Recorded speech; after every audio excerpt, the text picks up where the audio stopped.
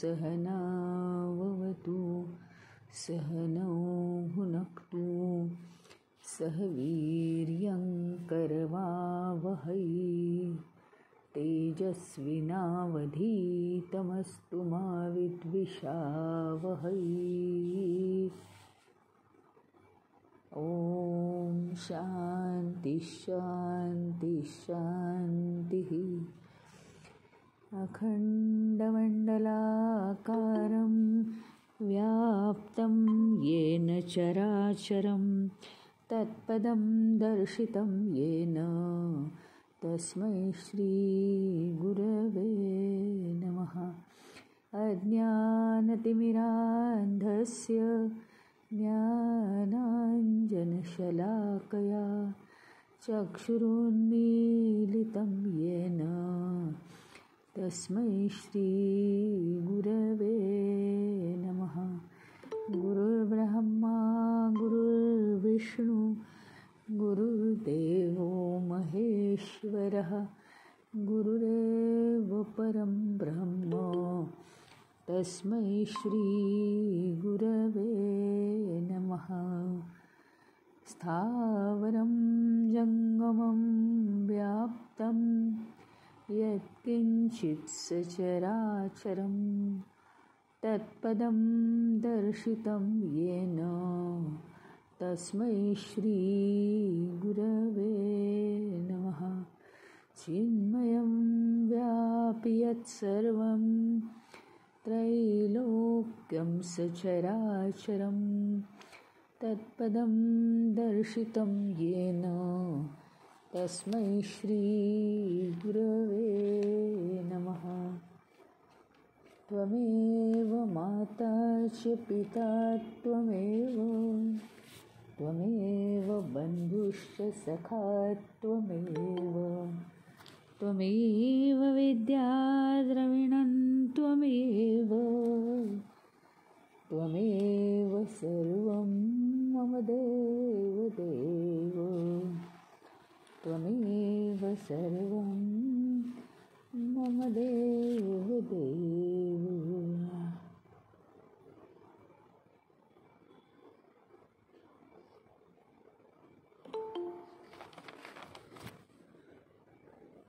या प्रश्नावर आपण होतो, किम ऋषीणां दैवत्वम किंवा किम ब्राह्मणानां दैवत्वम, हा प्रश्न आपला चालू होता. म्हणजे काय, ऋषींचं किंवा ब्राह्मणांचं दैवी स्वरूप काय आहे, हा प्रश्न चालू आहे. तर त्याचं उत्तर काय, स्वाध्यायः येषां देवत्वम. स्वाध्याय, स्वाध्याय, आत्मपरीक्षण, आत्मस्वरूप प्राप्त करणं, हे यांचं काय आहे, दैवी स्वरूप आहे. ह्याच्यात आपण ब्राह्मण या शब्दाचा अर्थ पाहिला, दैवी, देव, दिव्य या शब्दाचा अर्थ पाहिला, आणि स्वाध्याय या शब्दाचा अर्थ पाहिला. याच्यामध्ये आपण काय काय बघितलं, तर 4 वर्ण, हे 4 वर्णांचे वेगवेगळ्या प्रकारचे लोक आहेत असं न समजता 4 वर्ण या 4 प्रवृत्ती आहेत. त्या प्रवृत्ती माणसामध्ये, सगळ्या प्रकारच्या प्रवृत्ती माणसामध्ये येऊ शकतात, परंतु जी प्रवृत्ती ज्यावेळेस जास्त असते तो त्या माणसाचा वर्ण आहे असं समजायला हरकत नाही. आणि तरीसुद्धा ओव्हरऑल आयुष्यात ॲव्हरेज म्हणजे सरासरी माणसाची वृत्ती काय, ह्याच्यावरून सुद्धा त्याचा वर्ण ठरतोच. आता ही वृत्ती माणसाने कशी मेंटेन करायची, थोडंसं जर असं आपण म्हटलं की हो तुम्ही आहे ना दिवसभरात ना, परवा असा उल्लेख आला सुद्धा आपल्या बोलण्यात की तुम्ही सगळेजण, आपण सगळेजण दिवसभरातून जे जे काही करतो ते 4 वर्णांवर आधारितच सगळी कामं करतो. म्हणजे मिश्रित असं आपल्याला वागायला लागतं. हे आपण म्हटलं, हे मान्य आहे, बरोबर आहे. पण ह्याचा अर्थ असा आहे का की 4 वर्णांमध्ये गुंतायचे? त्याचा अर्थ असा अजिबात नाही आहे. त्याचं कारण आहे उच्चतेकडे जाणं, उदात्ततेकडे जाणं. हे केवळ माणसाच्या जन्माला येऊन करता येतं, कारण मानवालाच फक्त बुद्धी आहे. आणि उदात्त यातल्या कोणत्या फक्त 2च अवस्था सांगितल्या आहेत. बाकी तुम्ही गोष्टींना आवश्यक तेवढंच महत्त्व द्या, बाकीच्या 2 गोष्टींना. आणि महत्त्वाच्या 2 गोष्टी कोणत्या आहेत? क्षत्रियत्व आणि ब्राह्मणत्व. तर त्याच्यामध्ये क्षत्रियत्व आपण बघितलं. क्षत्रियत्व म्हणजे काय? तर या संसारातून, अडीअडचणीतून पार करून दुसऱ्या तटाला लागणं, हे क्षत्रियत्व आहे. म्हणजे आधी आपल्याला आहे ना, या अडीअडचणीतनं, या संसार सागरातनं जाताना सगळ्या अडचणी तर आपण सोडवायला शिकतो, परंतु त्याच्याही पलीकडे अजून काय आहे, काय कठीण आहे, तर ते म्हणजे आत्मस्वरूप प्राप्त करणं. सहसा माणसाला संसाराच्या अडीअडचणीतनं धक्के धोपे खाऊन पुढे पुढे कसं जायचं हे जमायला लागतं, जमू शकतं आणि त्याच्यामध्ये तो तयार होतो. परंतु पुढे काहीतरी आहे अंतिम ध्येय, हेच मनुष्य विसरलेला आहे आणि तेवढ्यातच त्याला अगदी तृप्तता वाटते. पण त्याच्यामुळे परत जन्ममृत्यूच्या जाळ्यात तो अडकतो. आता मानवाचं अंतिम ध्येय काय आहे? स्वस्वरूप प्राप्त करणं. स्वस्वरूप प्राप्त करणं इतकं सोपं नाही आहे. त्याचं कारण त्याला प्रवृत्ती खूप आपल्या चांगल्या सात्विक प्रवृत्ती असाव्या लागतात आणि मन इंद्रियांवर खूप ताबा, म्हणजे शम आणि दम, हे आपल्याला ठेवावं लागतं. तर ते इतकं सोपं नाही. म्हणून त्याच्यासाठीच आपल्याला क्षत्रियत्व असलं पाहिजे. म्हणजे सगळ्यातून स्वतःचं संरक्षण करून, स्वतःचं याचा अर्थ आपल्या देहाचं, आपल्या मनाचं आणि आपल्या बुद्धीचं या मूळ मायेपासून संरक्षण करायचं आणि धडाकून पुढे जायचं आत्मस्वरूप प्राप्त करण्यासाठी. कारण तेच एक आपलं ध्येय आहे. म्हणून क्षत्रियत्व पाहिजे. स्वतःचं संरक्षण करता करता जो समाजाचंही संरक्षण करतो. आता तुम्ही म्हणाल समाजाचं संरक्षण करतो म्हणजे काय, तो सैनिक होतो का? तो सैनिक होत नाही. तो हातात बंदूक घेऊन उभा राहत नाही, तो हातात पिस्तूल घेऊन उभा राहत नाही किंवा काही नाही. मग तो समाजाचं संरक्षण कसा करतो? तर तो समाजाचं रक्षण, अज्ञानापासून समाजाला दूर कसं करायचं हे साधून तो समाजाचं संरक्षण करतो.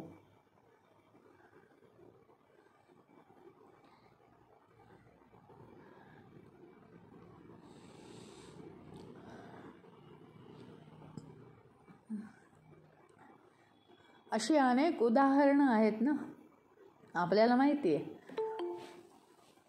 अनेक अशी उदाहरणं आहेत की त्याला आणि क्षत्रियत्वच लागतं. कारण काय? त्याचं कारण एकच आहे की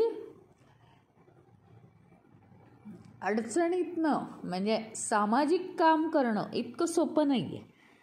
मनात जरी आलं तरीसुद्धा सामाजिक काम करणं सोपं नाही. त्याच्यावर सुद्धा कोरडं ओढणारे लोक आहेत. त्याच्यामुळे त्याला क्षत्रियत्व म्हणजे पराक्रमी वृत्ती असावी लागते. आणि मगच अशी कामं करता येतात. आधी स्वतःचं संरक्षण म्हणजे काय, अंतिमतः स्वतःचं संरक्षण करणं म्हणजे काय, तर हा देह म्हणजे मी नाही आहे ही आधी समज येणं. त्याच्यानंतर जे मी नाही आहे ती आधी समज येणं आणि मग जे मी आहे ती नंतर फायनल समज आपल्याला येणं, हे महत्त्वाचं आहे. आणि स्वतःचं संरक्षण म्हणजे जो आत्मस्वरूप प्राप्त करू शकतो तो स्वतःला वाचवू शकतो. आणि जो स्वतःला वाचवेल तोच दुसऱ्याला वाचवेल ना. स्वतःचा जीव धोक्यात घालून तो दुसऱ्याला कसा वाचवेल, म्हणजे धोक्यात घालून तो वाचवू शकतो ते नाही माझं म्हणणं. पण महत्त्वाची गोष्ट म्हणजे काय, आता तोच स्वतः जर सुरक्षित राहिला नाही तर तो दुसऱ्याला कसा वाचवेल. म्हणजे आधी नीट स्वतःला समज येण्याची गरज आहे, मग तो समाजाला वाचवू शकतो. अशी कित्येक उदाहरणं आहेत. आधी आपल्या स्वतःला पूर्णपणे ज्ञान झालं पाहिजे. अर्ध्या हळकुंडात पिवळं होऊन काहीही होणार नाही. आज आम्हाला एखादं ज्ञान चांगलं वाटतंय ते ऐकायचं आणि ते दुसऱ्याला सांगायचं. त्यांनी काय होतं माहिती का, जरा कोणी पुढचे मागचे थोडेसे प्रश्न विचारले तर आपल्याला माहीत नसतं, कारण फक्त ऐकलेलं सांगायची खूप घाई असते आपल्याला. मग आपल्याला जमत नाही, म्हणजे आपलंही नुकसान आणि समोरच्याचंही नुकसान. तर हे जे ज्ञान आहे, आत्मस्वरूपाचं जे ज्ञान आहे, ते मात्र कुठल्याही स्थळी आणि कुठल्याही व्यक्तीला देता कामा नये, इतकं त्याच्यात आवश्यक आहे. इतके त्याच्यात कडक नियम आहेत. कारण एक तर सगळ्यात पहिली गोष्ट, हा एक सर्वसाधारण नियम आहे, पण तो मात्र आत्मस्वरूपाच्या ज्ञानाच्या बाबतीत कटाक्षाने पाळायला पाहिजे. काय नियम येतो, कुणीही कुठलाही एखादा प्रश्न विचारल्याशिवाय तत्संबंधी कुणालाही सांगू नये. उगीच मी हे परवा ऐकलं आणि आता चांगलं आहे म्हणून तुला सांगतो, नाही. तसा जर कुणाचा काही प्रॉब्लेम आहे त्या पद्धतीचा, तर ते ज्ञान द्यायला कमी राहू नये, बरोबर आहे. पण त्या ज्ञानात एक तर आधी स्वतः परिपूर्ण पाहिजे. दुसरी गोष्ट म्हणजे समोरच्या व्यक्तीने तो प्रश्न विचारला पाहिजे. नाहीतर काय, घोड्याला तलावापर्यंत नेऊन पोचवायचं, तर पाणी पितच नाही, तो उपयोग काय त्याचा. त्याच्यामुळे हे ज्ञान जो विचारेल, आणि त्याला कुठेही नाही, कारण आपल्याला त्या श्रीराम गीतामध्ये एक कथा आली होती बघा, की शिवजी रस्त्यात होते कुठेतरी आणि काहीतरी विचारलं, शिष्याने काहीतरी विचारलं. शिवाजी म्हणाले, आत्ता मी रस्त्यात आहे, कामाला निघालो आहे, आत्ता विचारू नको, मी कैलासावर गेलो की सांगेन तेव्हा विचार. कुठेही उत्तर द्यायचं नाही. कोणी स्टेशनवर आहे भेटलं, कोणी ट्रेनमध्ये भेटलं, निघाल्या गप्पा, झालं सांगायला सुरुवात, आम्ही असं ऐकलं आहे, आम्ही तसं ऐकलं. हां, त्याला बॅकग्राऊंड वेगवेगळं असतं. म्हणजे कोणी जरी आध्यात्मिक असला तरी त्याला बॅकग्राऊंड वेगळं असतं. त्यामुळे कुणाचंही नुकसान होऊ शकतं. तर आपल्या स्थानी कोणी ठराविक स्थानी आल्याशिवाय त्याला ते ज्ञान देऊ नये. हे कशासाठी या प्रकरणात सांगायचं आहे तर नेमकं ब्राह्मणत्व किंवा नेमकं क्षत्रियत्व म्हणजे काय. क्षत्रियत्व म्हणजे पराक्रम असा करायचा आहे आपल्याला, असा पराक्रम करायचा आहे की ज्याने दुसऱ्याचं कल्याण होईल. आध्यात्मिक गोष्ट ही अशी नाही की रस्त्यावर कुठेतरी उभं राहून सांगण्याची गोष्ट. असं तर प्रत्येकाला ज्ञान झालं असतं. गुरुनी म्हटलं असतं उभा राहा माझ्यासमोर, स्टेशनवर उभं एक ट्रेन येईपर्यंत मी तुला ज्ञान देतो, असं झालं असतं आणि प्रत्येकाला ज्ञान झालं असतं. मग त्या ज्ञानाचं सुद्धा महत्त्व आहे, त्याचा आदर आहे, त्याची किंमत आहे. आधी एक तर स्वतः त्याच्यात परिपूर्ण पाहिजे, तरच आपण दुसऱ्याचं कल्याण करू शकतो. पूर्णपणे त्यातली माहिती पाहिजे. उगीच काहीतरी ऐकलं आहे आणि सांगायला सुरुवात केली आहे असं होता कामा नाही त्याच्यात. आणि असं कित्येक जण असे ऋषीमुनींनी समाजाचं कल्याण केलेलं आहे. कित्येक ऋषीमुनींनी समाजाचं कल्याण केलेलं आहे की प्रवचनातून शिष्यांना बनवून, शिष्यांना तयार करून त्या ज्ञानामध्ये त्यांना सोडायचं बाहेर समाजाच्या कल्याणासाठी. कितीतरी ऋषी मुनी आणि संतांनी हे समाज रक्षणाचं कार्य केलेलं आहे. स्वतः आधी तयार व्हायचं आणि मग समाजाला घडवायचं. याला म्हणतात क्षत्रियत्व. किंवा अर्जुनासारखं संपूर्ण समाजाचं कल्याण होण्यासाठी धर्मयुद्ध करायला श्रीकृष्णजी अर्जुनाला प्रवृत्त करतायत. ज्ञानेश्वर माऊली आहेत, स्वामी विवेकानंद आहेत, चिन्मयानंद आहेत, शंकराचार्य आहेत. कितीतरी संत असे आहेत की त्यांनी समाजाचं अमाप कल्याण केलेले. तेजोमयानंद आहेत, अद्वैतानंद आहेत. कितीतरी संत, किती नावं सांगायची. सगळे हे समाजाचे जणू काही माऊली आहेत. माऊली इतक्या माऊलीच्या प्रेमाने ते समाजाला घडवत आहेत. माऊलीच्या वात्सल्याने ते समाजाला घडवत आहेत.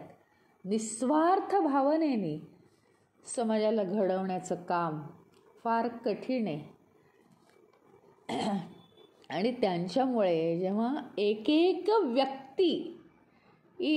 व्यक्ती अशा उच्च उन्नत गुणांच्या दिशेने जाते, उदात्त गुण प्राप्त करते, तेव्हा कुठे आपल्या राष्ट्राची उन्नती होते ना. म्हणजे राष्ट्राची उन्नती व्हायला सगळे एकमेकांना जबाबदार आहेत. ज्यावेळी हे संत लोक तयार करतात त्यावेळी मोदीजींना पुढचं काम करायला सोपं जातं ना. समाजामध्ये सात्विकता इतकी पसरली जाते या संतांमुळे. आणि मोदीजींचा तर उल्लेख करावासाच वाटतो. म्हणजे कसलाही स्वार्थ नाही आहे तिथे. ह्याला खरं म्हणायचं काय तर क्षत्रियत्व. किती आव्हानं आहेत त्यांच्यापुढे. अखंड आव्हानांना आणि कठीण परिस्थितींना तोंड द्यायचं. केवढा मोठा पराक्रम आहे. आणि तरीही मागचं पाऊल घ्यायचं नाही. कितीतरी उदाहरणं आहेत. रतन टाटा आहेत. वेगवेगळ्या प्रकारे या लोकांनी कामं केली आहेत. पण तरीसुद्धा कशी कामं केली आहेत ती समाजाचं कल्याणच केलं आहे ना. तर ते समाजाचं कल्याण करणं, कारण आपण एक समाजाचा अंश आहोत. आधीच्या श्लोकामध्ये आपण काय शिकलो? वृद्ध सेवया. आई वडिलांचाच आपण अंश असतो ना. त्यामुळे त्यांची जर सेवा केली तर ती सगळ्यात जास्त फळते.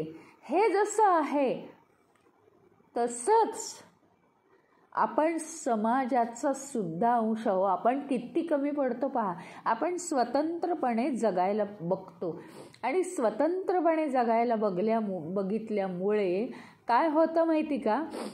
आपल्याला परिपूर्णता येत नाही.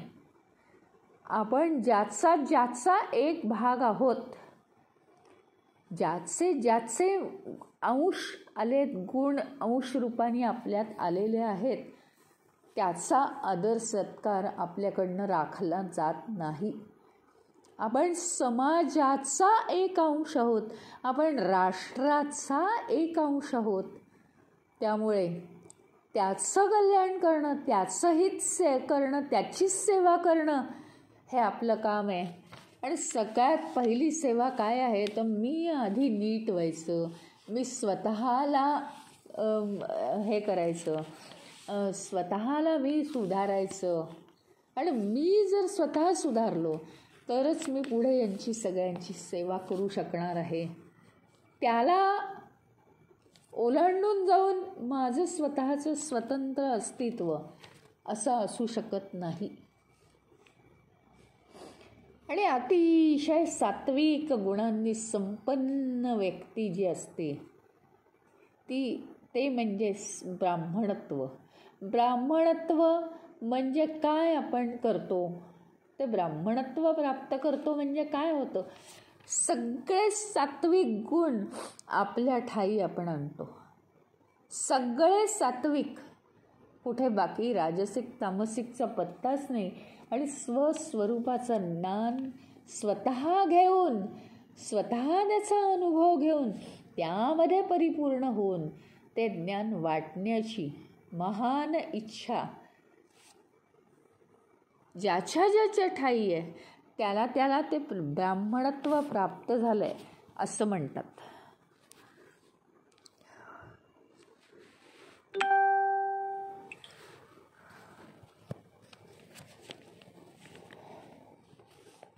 अशा साधू संतांच्या ठाई हे ब्राह्मणत्व असतं, क्षत्रियत्व असतं. म्हणजे असलंच पाहिजे.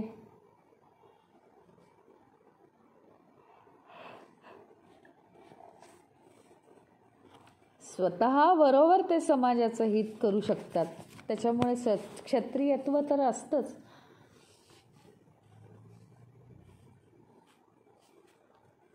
त्यामुळे ब्राह्मणत्व आणि क्षत्रियत्व या दोन गुणांची आपल्याला अतिशय गरज आहे. आणि नेहमी लक्षात ठेवायचं विचारणारा यक्ष आहे. त्यामुळे हे जे काही 4 वर्ण दिलेत फार साधी हे नाही आहे, ते साधी कल्पना नाही आहे, कवी कल्पना नाही आहे ही.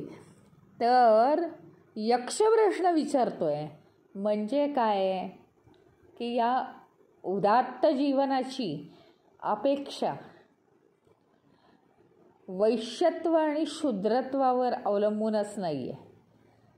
त्यामुळे तो कधीच त्याचा विचार करत नाही. क्षत्रियत्व आणि ब्राह्मणत्व हे मात्र उदात्ततेकडे जाणार आहेत आणि एकमेकांना पूरक आहेत ते. कारण शौर्य आल्याशिवाय आपण ब्राह्मणत्वाचा मार्ग पत्करूच शकत नाही.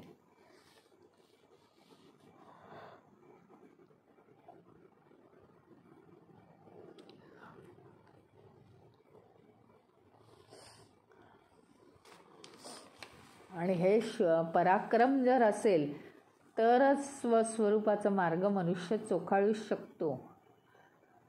स्वतःला जाणलं की एकदम मी चैतन्य आहे, तर भीती ज्या निर्माण करणाऱ्या गोष्टी आहेत, जीवनात ज्या गोष्टींमध्ये भीती निर्माण होते, आता जर मी चैतन्य आहे हे जाणलं तर ती भीती सगळी जीवनातून निघून जाईल का नाही? सगळी भीती जीवनातून निघून जाईल. कारण मी चैतन्य म्हणजे मीच सगळं निर्माण करतो. मग जे काही आनंद, जो काही दुःख आहे ते मीच निर्माण केलेलं आहे. आता काही प्रश्न नाही.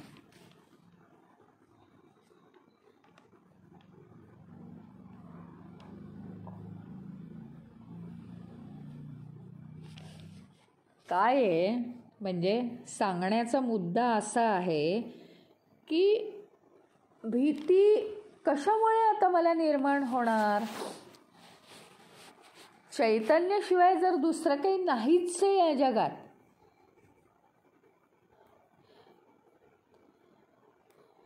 तुम्ही बघा ना की एखाद्या बाळाला आता आईनी जरा घाबरवायचा जरी प्रयत्न केला तरी ते घाबरत नाही. कारण काय? आई म्हणजे एक अत्यंत सेफ, तिथे काही धोकाच नाही आहे, करूच शकत नाही आई धोका. कशी गॅरंटी असते? उलट हसतं ते बाळ, आई घाबरवायला लागल्यावर ते बाळ हसतं. म्हणजे काय? या विश्वामध्ये जो ईश्वर आहे किंवा जे आत्मतत्व आहे, जे चैतन्य आहे, ते प्राप्त झाल्यानंतर ते जे वात्सल्य आहे त्याच्या आजूबाजूला शत्रू राहूच शकत नाही. भीती, चिंता कसलीही नाही राहू शकत. चैतन्य हेच तर मुळी वात्सल्य आहे. काहीही असणंच शक्य नाही. म्हणजे तुम्हाला खरं सांगायचं तर लहान मुलाला, एखाद्या छोट्याशा मुलाला, तो आता झोप बर का, ते बघ कोण आलं, बागुलबुवा आला, किंवा भराभर खावर का, नाहीतर तो तुझा भात घेऊन जाईल, असं काहीतरी म्हणजे घाबरवतो. पण आता लहान मुलाला बागुलबुवाची भीती दाखवणं गोष्ट थोडी ठीक आहे हो. पण जसजसं आपण मोठं होतो म्हणजेच काय होतं, आपली समज वाढते.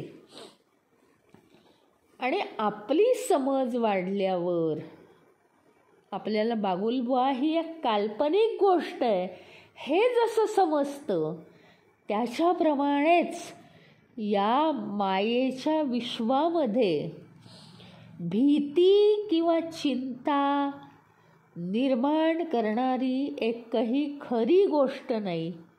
त्या बागुलबुवाप्रमाणे काल्पनिकच आहे सगळं. पण त्याच्यावरचं अंडरस्टँडिंग मला प्राप्त झालं पाहिजे. अरे मी चैतन्य म्हणून मला कोणाचीही भीती नाही. हे भीती, चिंता, माणसाने आहे ना जागरूक व्हावं. म्हणजे आता काय चाललं आहे, तर आता ही म्हणजे आता न फंक्शन जवळ आलं आहे, आता भीती वाटायला लागली किंवा टेन्शन वाटायला लागलं, चला भराभरा कामं केली पाहिजे. म्हणजे याचा अर्थ भीती, टेन्शन, चिंता या गोष्टी काय करतात? काम करतात, आपल्याला परिपूर्णतेकडे नेतात. त्या गोष्टी असल्यामुळे म्हणजे तीसुद्धा एक प्रकारची उपकरणं आहेत आपली, एक प्रकारची उपकरणं आहेत. पण आपण उपकरणांना उपकरणं हे महत्त्वच देत नाही. आणि त्याच्याही पलीकडे जाऊन जर आपण परिपूर्ण असू तर थोडीशी जरी मनात भीती आली तर ही भीती कशामुळे? हे काम होण्यासाठी आहे का? मग काय, आपण हे काम करू ना म्हणजे भीती गेली, बस. खूप लहान मुलांना आपण भीती दाखवतो. बघ तू त्रास दिलास तर मी तुला अंधारात ठेवीन, मग बागुलबुवा येईन, ठेवू तुला दाराबाहेर अंधारात. काही नाही, पण तेच मूल मोठं झालं की ठेव म्हणतं, ठेव. आणि मग त्या अंधारात बाहेर उभं राहतं. कधी ते भीती दाखवतं की तू बाहेर ठेवलं तर मी पळून जाईल. म्हणजे मोठं झाल्यावर त्याला त्या काल्पनिक भीतीची खरी भीती आहे का समजलं, असं काहीही नसतं. आता एकदा त्याला जर समजलं तर त्याला त्या बागुलबुवाची भीती आपण दाखवू शकतो का?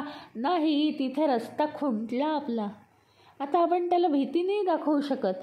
याचप्रमाणे आपल्या मनाला जर अंडरस्टँडिंग आलं एकदा की माझं खरं स्वरूप काय आहे, मी तर चैतन्य आहे, म्हणजे मला या विश्वामध्ये कशाची भीती असण्याचं कारण नाही.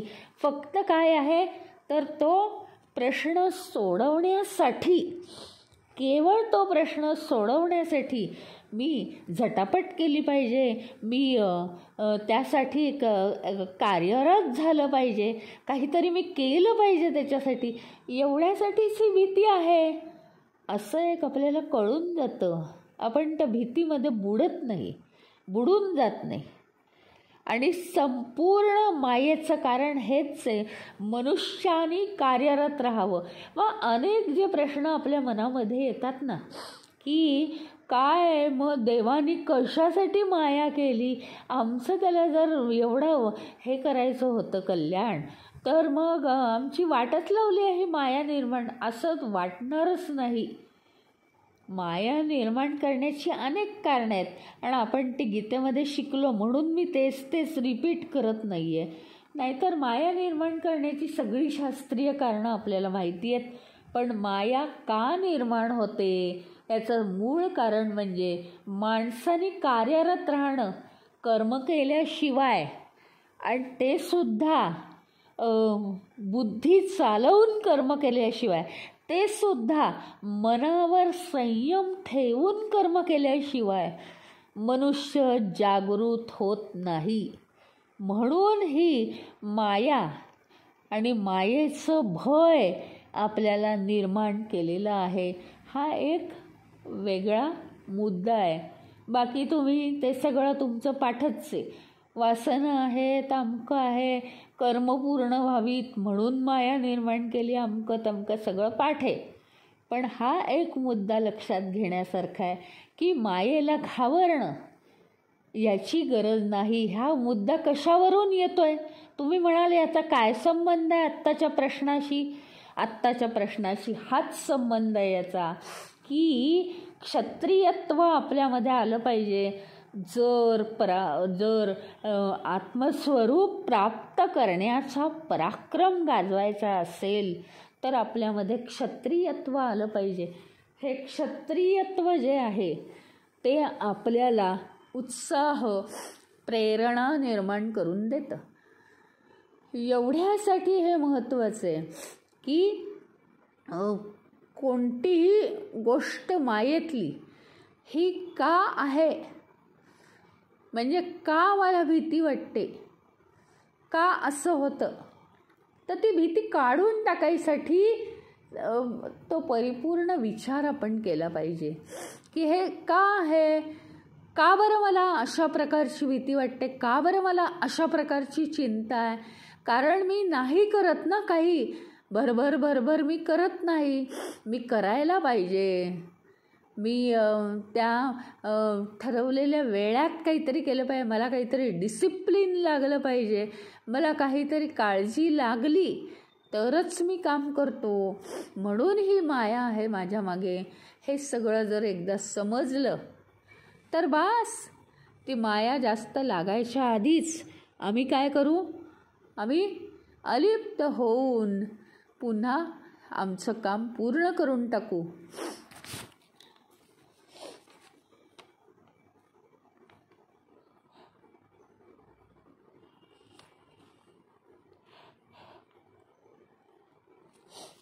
ज्ञानी माणसाला जर का एकदा समजलं सगळं सगळं सगळं काल्पनिक आहे, टेन्शन काल्पनिक, हसू यायला पाहिजे, अरे कसलं टेन्शन आलं आहे मला, कशामुळे आलं आहे, याच्यामुळे आलं आहे, हो का, मग आता काय केलं पाहिजे, कसं सोडवायचं ते.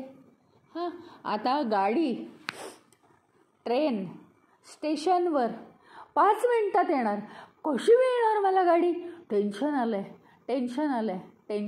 अरे माणसाचं डिसिप्लिन नसतं. जन्मभर सर्विसला जाताना, ऑफिसला जाताना जन्मभर 5च मिनटं राहिलेली असतात घरातून जाताना, आणि कोणीतरी गाडीवर सोडतं, काहीतरी होतं का रिक्षा मिळते, कशी बशी आज गाडी 2 मिनटं लेट आली म्हणून मिळाली, उद्या गाडी अशी आली म्हणून मिळाली, परवा अगदी गाडी जातच होती, सुटत होती, नाहीतर आज माझं ऑफिसच बुडलं असतं. अशी टेन्शन घेऊन माणसाला हार्ट अटॅक येऊ शकतात. ती टेन्शन का येतात, एक दिवस टेन्शन आलं की दुसऱ्या दिवशी 15 मिनिटाचं मार्जिन पाहिजे की चालले. म्हणजे तो प्रश्न का सोडवायचा आहे, कशासाठी. आता मुलांना परीक्षेची भीती का वाटते. परीक्षा नसेल तर भीतीच वाटणार नाही, परंतु परीक्षेची भीती का. अभ्यास केलेला नसतो, खेळात सगळं लक्ष असतं. समजा अभ्यास केला जरी असेल तरी तो तितके सिरियसली न केल्यामुळे किंवा अभ्यासाची रिव्हिजन झालेली नसते, मग ते आठवत नाही एका रिव्हिजनवर. मग आता कसं करणार, तरी कसं तरी घुसडून करतातच. हा परीक्षा असण्याचा फायदा आहे. मग आहे त्या वेळात कसंही करून आता ते डोक्यातच बसलं पाहिजे अशा रीतीने ते वाचतात. जो अभ्यास आजपर्यंत या पद्धतीने कधीही केला नाही, त्या पद्धतीने त्या टेन्शनमुळे ते अभ्यास करतात. कारण आई वडील असं राहूच देणार नाही, का नाही आला रिझल्ट याचं त्यांना टेन्शन असतं. मग ते बरोबर अभ्यास करतात म्हणजे करतात. एक वाक्य एकदा ऐकलं की त्यांना कळायला लागतं, कारण आता परीक्षा आली आहे. नाही तर वर्षभर जीव तोडून शिकवलं तरी त्यांना कळतच नाही, पुन्हा तीच चूक करतात. म्हणजे काय, का आहेत ही टेन्शन. कितीतरी उदाहरणं घेता येतील. आपल्याला वाटतं सारखी मला टेन्शनच असतात, सारखे मला चिंताच कशाची ना कशाची तरी. असं नाही आहे ते इतकं त्याचा त्रास करून घेण्यासारखं नाही आहे. आता ही चिंता मला लागते आहे, म्हणजे आता ही चिंता मला काहीतरी करायलाच सांगते आहे, ते मी वेळेत केलं पाहिजे बरं का. संपलं. हसून त्याच्यापासून अलिप्त होता आलं पाहिजे आपल्याला.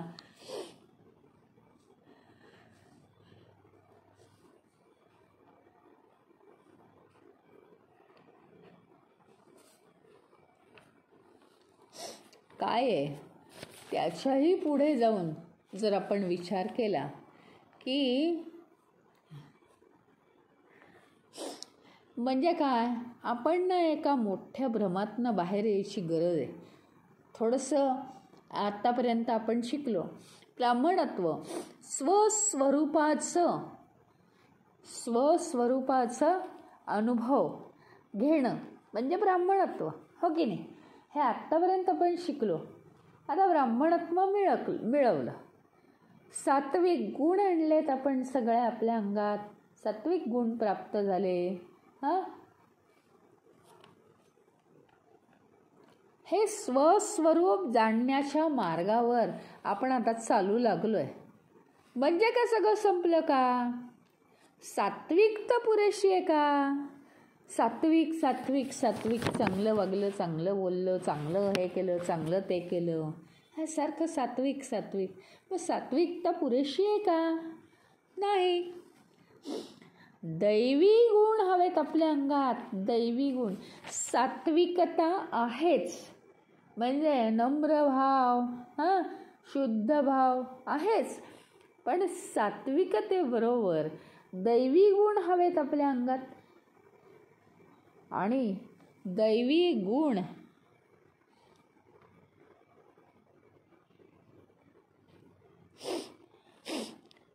गुण हे नुसते येऊन उपयोग नाही, सात्विकता नुसती येऊन उपयोग नाही, तर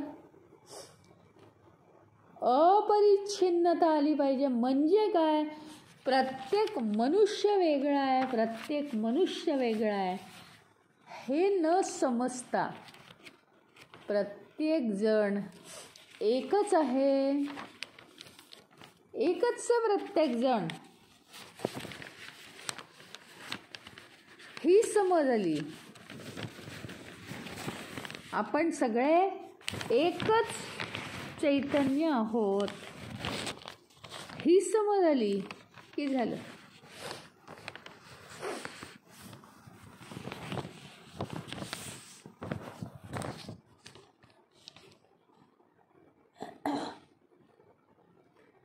त्याचप्रमाणे अपरिवर्तनशीलता, बाहेरच्या जगामध्ये कितीही काहीही दिसतो तरी अपरिवर्तनशीलता असते.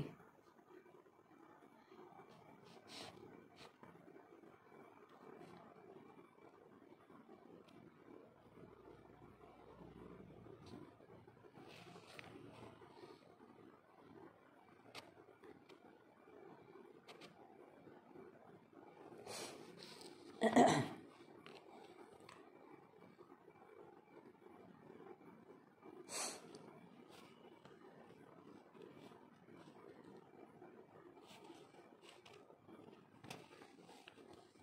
काय आहे माहिती का, यक्ष पहिल्यांदा युधिष्ठिराला ब्राह्मणाचे दैवी गुण कोणते हे विचारतोय. युधिष्ठिर ते सगळे दैवी गुण सांगतोय. हां, स्वाध्याय महत्त्वाचा आहे ना. ब्राह्मणाचे दैवी गुण कोणते, म्हणजेच स्वस्वरूप जो प्राप्त करणारे त्याचे दैवी गुण कोणते, तर स्वाध्याय. अध्याय म्हणजे स्वतःचं परीक्षण करणं, स्वतःचा अभ्यास करणं. सगळ्यात महत्त्वाचा आहे हा स्वाध्याय.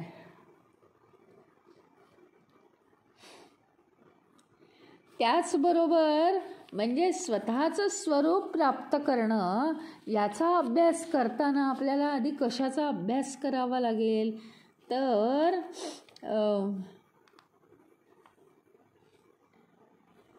म्हणजे हे काय धर्मग्रंथ सगळे, वेद, उपनिषद, सगळ्याचा अभ्यास हळूहळू आपल्याला करायला लागेल.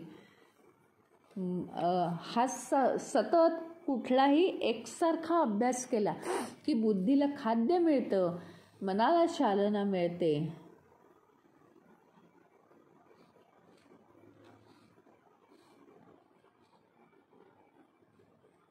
आपले जे भावना आहेत आणि विचार आहेत ते उदात्त होतात, उन्नत करतात.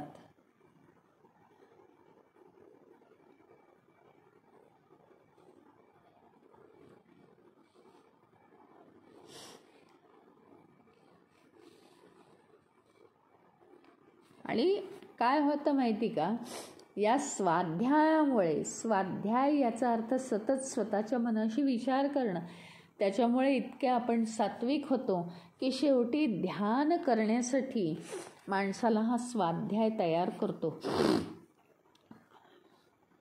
स्वतःच्या स्वभावाचा अभ्यास, ओंकाराचा जप, सगळे अंतिम ध्येयाकडेच नेतात. त्यामुळे काय होतं, स्वाध्यायामुळे मनाला आणि बुद्धीला आपल्या एकमुखीपणा म्हणजे एकच एक विचार स्वाध्यायामुळे येतो. स्वाध्याय, मी कसा वागतोय, कशासाठी, कशामुळे, कोणत्या विकारामुळे मी असा वागतोय, इथं मन कार्य करते का बुद्धी कार्य करते, ही गरज आहे का लक्झुरी आहे. हां, म्हणजे अशा सगळ्या गोष्टी स्वतःचं परीक्षण माणसाने केलं पाहिजे, तरच काहीतरी उपयोग होईल. ह्याच्यामुळे काय होतं, आपल्या मनाला आणि बुद्धीला एकमुखीपणा म्हणजे एकाच विषयावर लक्ष केंद्रित करणं हे जमू शकतं. त्यामुळे आपल्याला जे मिळालेलं ज्ञान आहे ना आत्म्याचं, ते ज्ञान मजबूत होत जातं. अक्षरशः एक सुद्धा दिवस अध्यायाशिवाय जाऊ नये.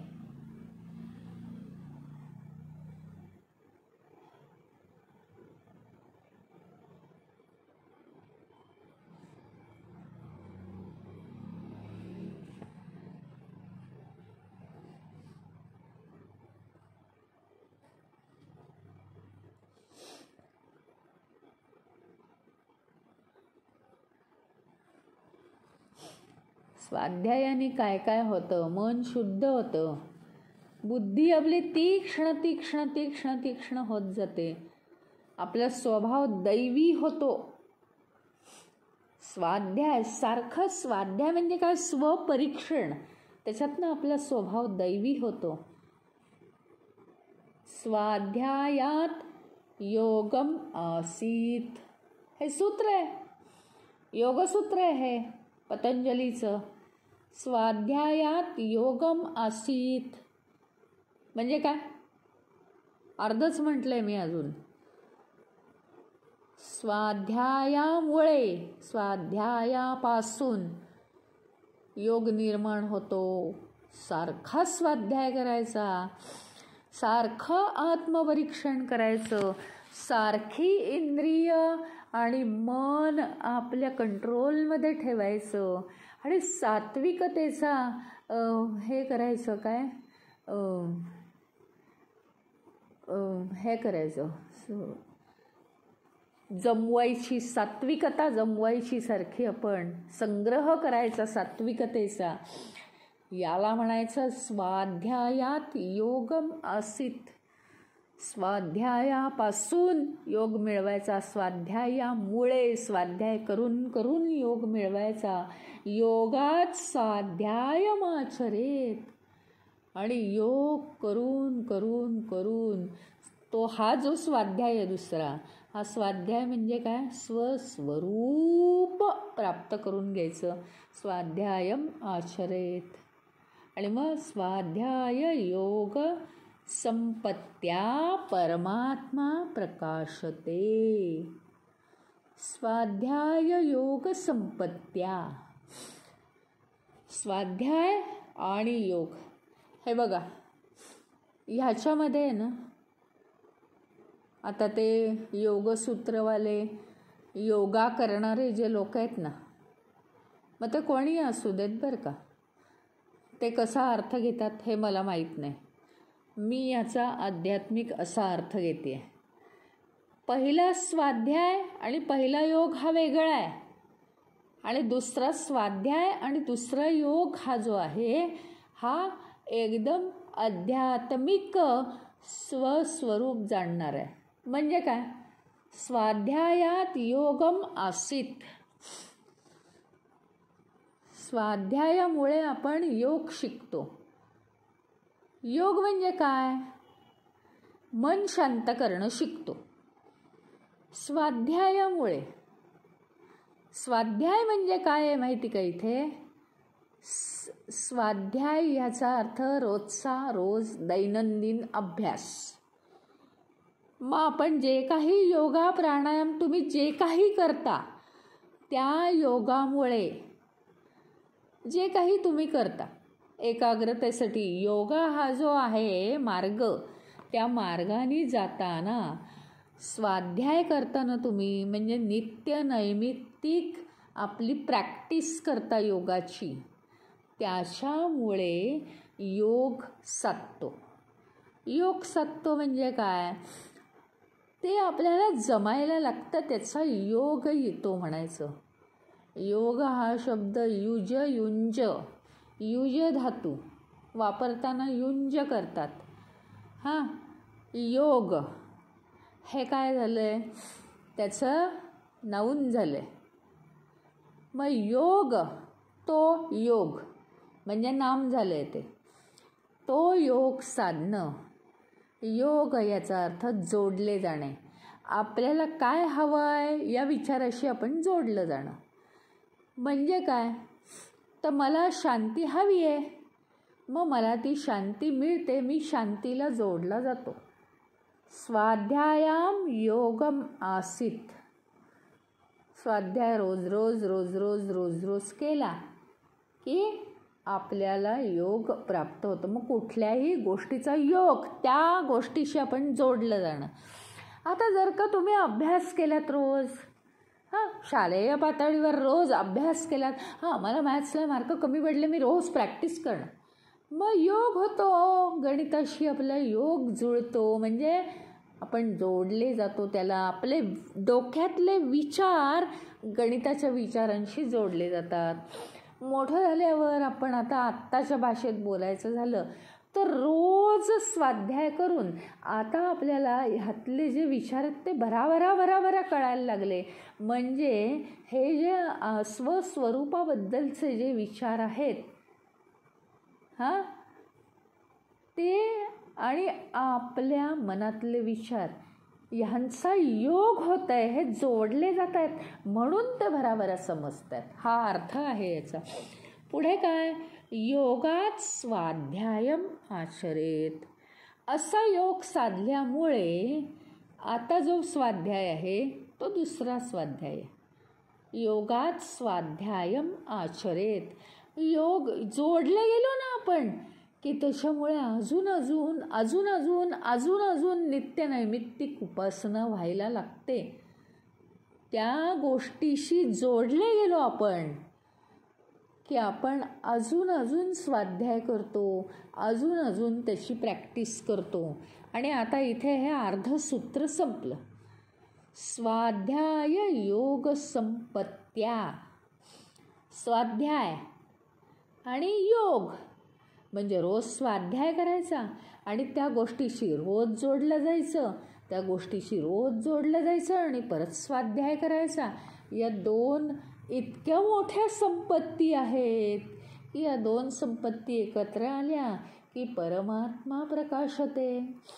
परमात्मा आपल्यामध्ये प्रकाशतो म्हणजे आपल्याला रिअलायझेशन होतं, आपल्याला आत्मप्राप्तीचा अनुभव येतो. स्वयं अध्ययन झालं पाहिजे, स्वतःचं अध्ययन मनात व्हावं लागतं. मग स्वतःच्या अध्ययनातून आपण योगासनात बसावं. योगासनात बसून पुन्हा स्वयं अध्ययन करावं. आणि योगासन आणि स्वयं अध्ययन याच्यामुळे काय होतं की या संपत्तीने आपल्याला आपल्यामध्ये परमात्मा प्रकट होतो.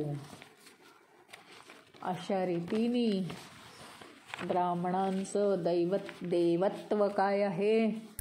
स्वाध्याय. स्वाध्याय केल्याशिवाय काही होत नाही. स्वाध्याय केल्याशिवाय आपण त्या विषयाच्या जवळ जाऊ शकत नाही.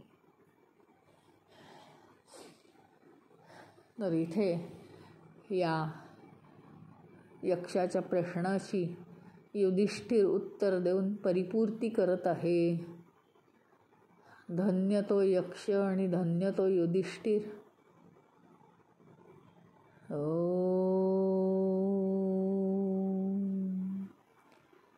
ओम पूर्णमद पूर्णमिदं पूर्णात् पूर्णमुदच्यते पूर्णस्य पूर्णमादाय पूर्णमेवावशिष्यते.